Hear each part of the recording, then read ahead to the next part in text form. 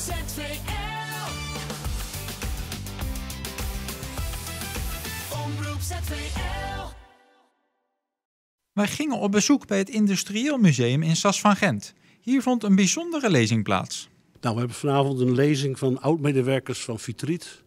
Die ons gaan vertellen over het bedrijf dat daar bijna 120 jaar heeft gedraaid en nu failliet is gegaan.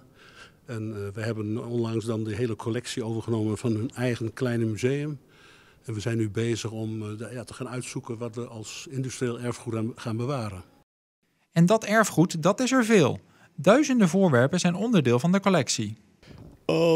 Wij hebben dus hier een stuk of 5 plus 2. Dat is 7 vitrines, maar dat is ongeveer 30% van hetgene wat dus beschikbaar is. Dus de andere 70% die staat nog in het depot opgeslagen.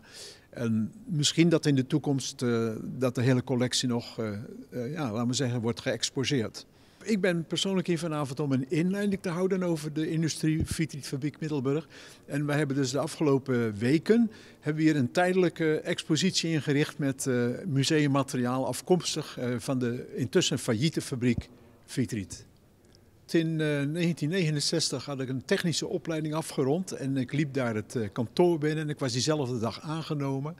En ik heb er voor de rest van mijn leven werkzaam geweest. En we praten dan nu over de Vitritfabriek in Middelburg. Het is een producent van lampvoeten. Dus de verbinding tussen de ballon en de gloeidraad in de lamp en dus het elektrische circuit. Dat is het hoofdproduct geweest. En het bedrijf bestond sinds 1893. Inmiddels is het bedrijf failliet, maar bij de lezing waren veel oud-medewerkers van Vitrit aanwezig. Zij hopen uiteraard allemaal dat het stukje erfgoed bewaard blijft. ZVL. Omroep ZVL.